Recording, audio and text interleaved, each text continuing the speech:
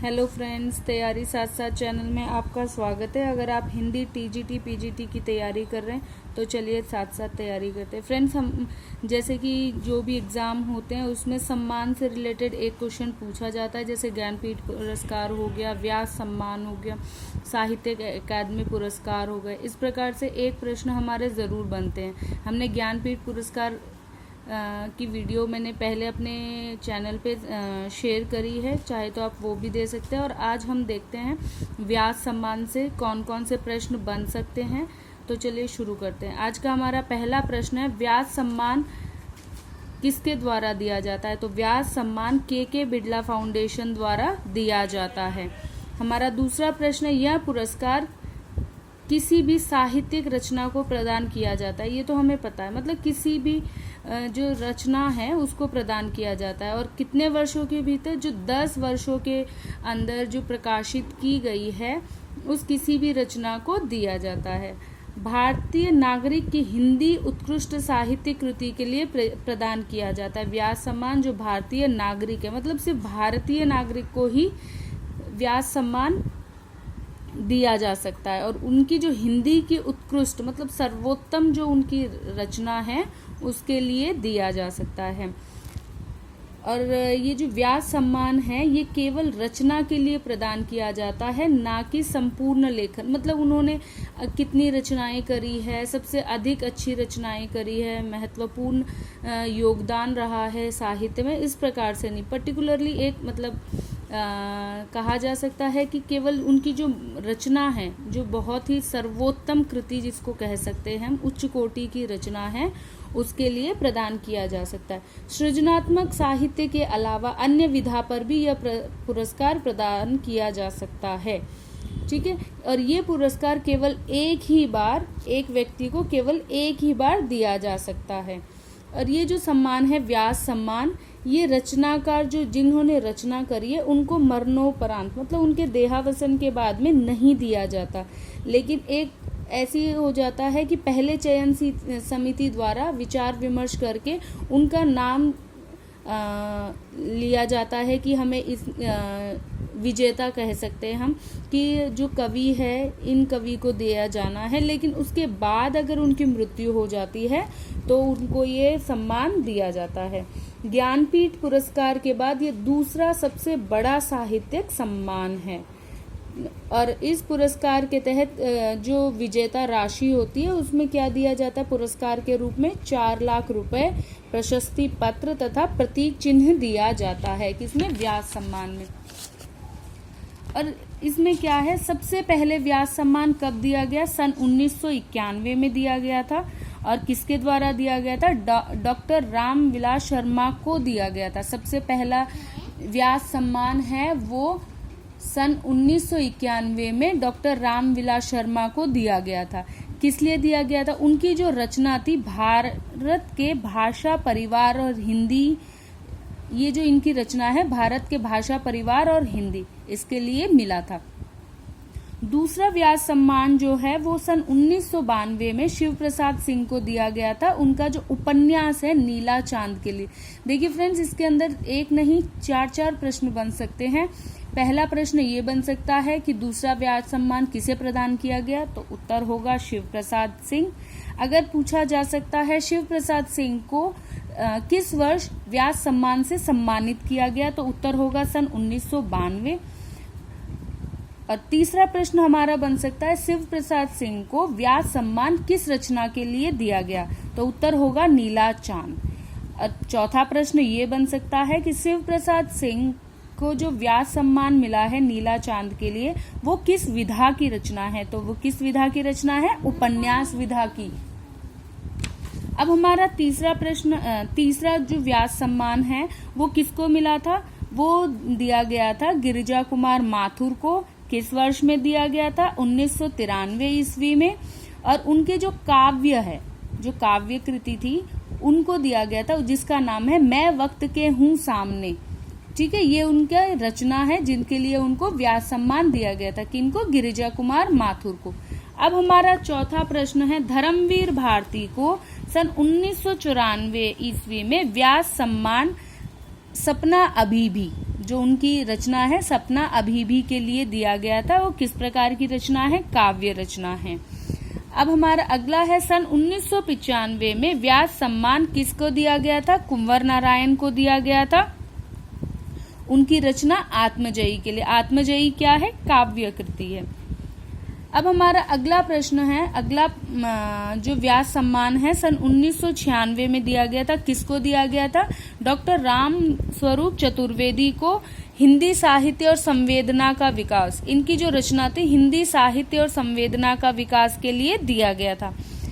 अगला जो व्यास सम्मान है वो केदारनाथ सिंह को सन 1997 ईस्वी में दिया गया था।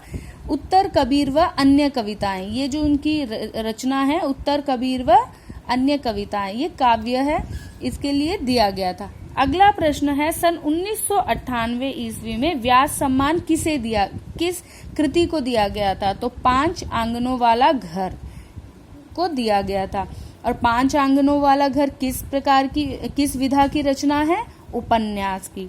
इसके रचनाकार कौन है? गोविंद मिश्र। तो जो सन 1998 ईस्वी में जो व्यास सम्मान मिला था वो गोविंद मिश्र को मिला था। और ये कौन सा व्यास सम्मान है? ये 8वां व्यास सम्मान है। अब हमारा अगला है श्रीलाल शुक्ल को विश्रामपुर, इनकी जो रचना है विश्रामपुर का संत, उपन्यास है, उपन्यास विधा की रचना है के लिए दिया गया था। सन 1999 ईस्वी में दिया गया था। किसे? श्रीलाल शुक्ल जी को। हमारा 10वां व्यास सम्मान दिया गया था सन 2000 ईस्वी में गिरिराज किशोर को। और किसके लिए दिया गया था? उनका जो उपन्यास था पहला गिरमिटिया के लिए प्रदान किया गया था।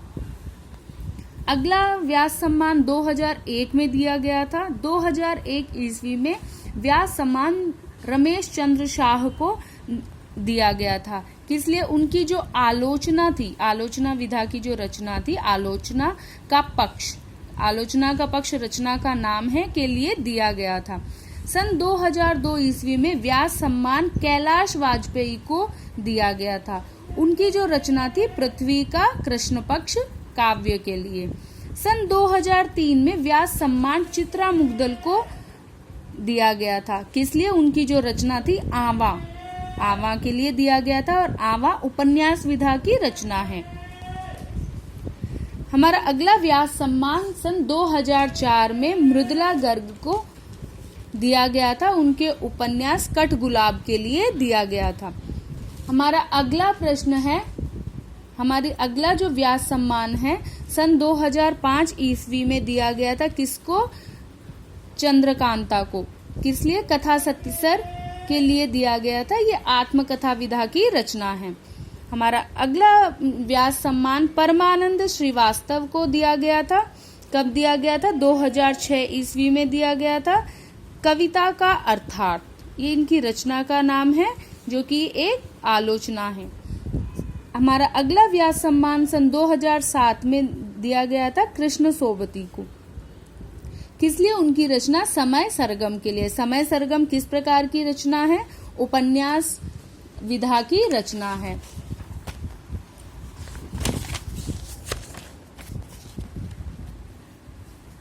अगला जो व्यास सम्मान है वो सन 2008 ईस्वी में मन्नू भंडारी को दिया गया था। किस लिए? एक कहानी यह भी। यह क्या है? आत्मकथा विधा की रचना है।